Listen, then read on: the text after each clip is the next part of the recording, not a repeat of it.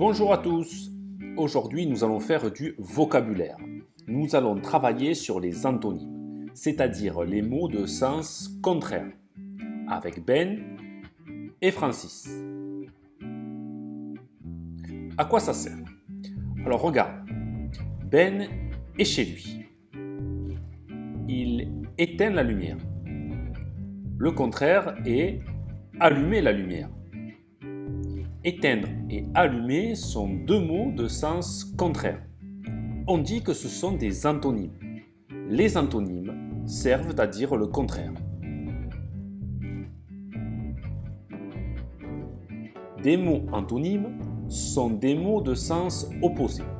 On dit aussi des mots de sens contraire. Par exemple, grand et petit ont un sens contraire.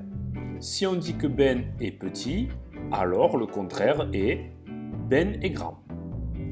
Fais attention, des mots antonymes, en plus d'avoir des sens contraires, sont de même nature.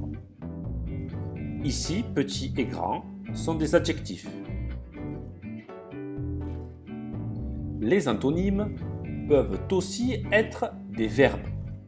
Par exemple, allumer et éteindre, comme tu l'as vu au début, eh bien, ce sont des verbes.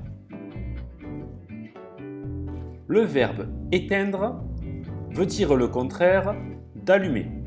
Ce sont des antonymes. Les antonymes peuvent aussi être des noms. Par exemple, ami et ennemi. Ami et ennemi sont deux noms communs de sens contraire.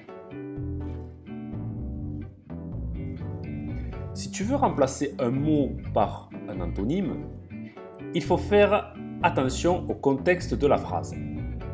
Les autres mots de la phrase t'aident à connaître le contexte. Par exemple, du pain frais et un vent frais. On ne va pas remplacer l'adjectif frais par le même antonyme dans chacune de ces phrases. Dans la première, du pain frais, si on veut dire le contraire, ce sera du pain rassis. Rassis est le meilleur antonyme de frais dans ce contexte. Dans la seconde, un vent frais, c'est-à-dire froid. Pour dire le contraire, ce sera un vent chaud. Chaud est le meilleur antonyme de frais dans ce contexte. Résumons ce que tu as appris. Des antonymes sont des mots qui ont des sens opposés. N'oublie pas, il faut aussi qu'ils soient de la même nature. Et puis, tu feras attention quand tu voudras remplacer un mot par un antonyme. Il faudra que tu fasses très attention au contexte de la phrase. À bientôt pour une nouvelle leçon avec Ben et Francis.